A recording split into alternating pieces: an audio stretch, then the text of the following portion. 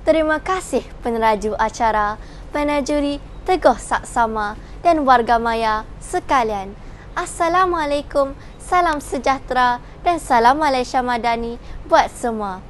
Sesungguhnya, pendidikan cemerlang ditakrifkan sebagai usaha menyuburkan pemahaman teori dan praktikaliti dalam membentuk kecemerlangan insan sejati. Proses ini dapat memanusiakan manusia dan mencorakkan peradaban sesebuah bangsa. Maka, untuk menjadikan Malaysia sesebuah negara terbilang, pendidikan cemerlang berpandukan falsafah pendidikan kebangsaan dilihat mampu melahirkan masyarakat yang bertamadun demi mencapai wawasan negara maju yang kita impikan.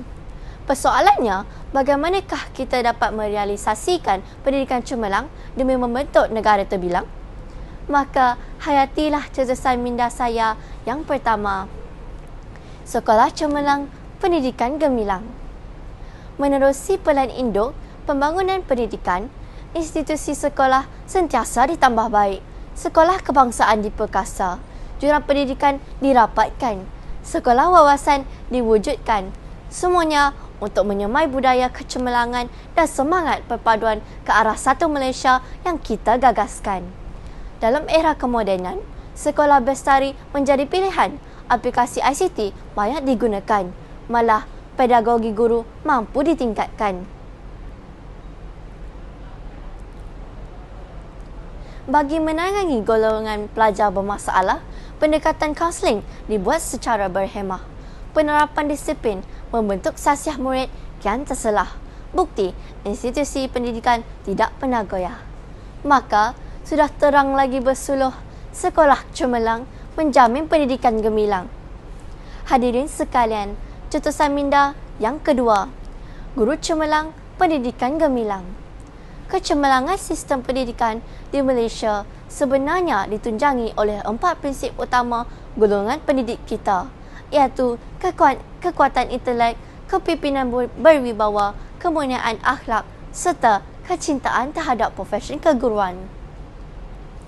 Lantaran itulah Standard Guru Malaysia telah dilancarkan. Petunjuk prestasi utama sektor pendidikan terus diperkasa.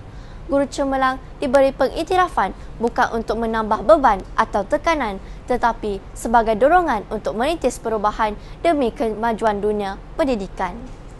Kepimpinan pertauladan turut dijadikan teras utama, lebih-lebih lagi dalam pengurusan masa, amalan etika dan budaya kerja dalam meningkatkan kualiti pendidikan. Hasilnya kini, bilangan guru dan pengetua cemerlang telah mencecah lebih 8,000 orang berbanding 10 tahun yang lalu.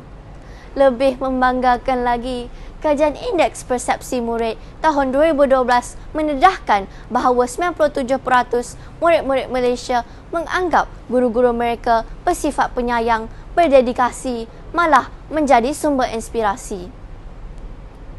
Benarlah lukiran pantun, berburu ke padang data, dapat rusa belang di kaki, berguru ke palang ajar, bagai bunga, kembang tak jadi. Terima kasih guru-guru Malaysia kerana menjayakan hasrat pendidikan cemerlang negara terbilang. Hadirin sekalian, cetusan minda saya yang ketiga, pendidikan cemerlang modal insan gemilang.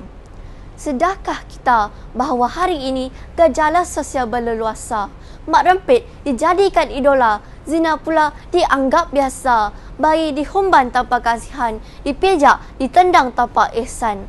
Lebih menyedihkan hati, bapa dicaci, ibu dimaki. Jelaslah bahawa dalam dunia moden kini, modal insan bermoral tinggi bukan lagi satu kemewahan, tetapi satu keperluan. Maka, dalam membentuk pencapaian modal insan, pendidikan seimbang kita aplikasikan. Subjek sivik dan kewarganegaraan kita mantapkan. Dasar satu murid, satu sukan kita lancarkan. Kempen budi bahasa kita jayakan. Bahkan disiplin pelajar kita tingkatkan. Lantaran itulah sistem pendidikan kita terbukti cemerlang dalam melahirkan individu yang kompetitif dan dinamik bagi mewarisi kepimpinan negara. Sekadar menyebut beberapa contoh, menerusi transformasi pendidikan, kita mampu menghasilkan lebih ramai pelajar pintar seperti Nur Amalia Sheikh Bakri, lebih ramai atlet muda seperti Datuk Nicole and David, lebih ramai tokoh belia seperti Zuraidi Komari.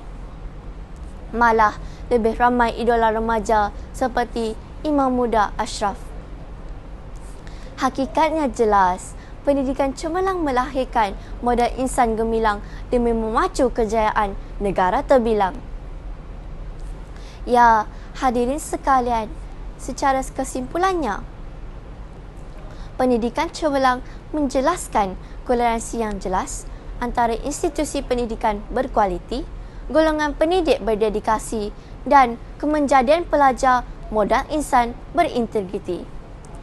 Apabila kesemaraman ini mampu kita adun bersama, maka pendidikan kita akan menjadi lebih bermakna sekaligus menjayakan hasrat pembinaan cita negara yang berjaya. Benarlah bahawa pendidikan cemerlang negara terbilang. Sekian sahaja daripada saya, Pejuang Pendidikan mohon berundur. Sekian, terima kasih.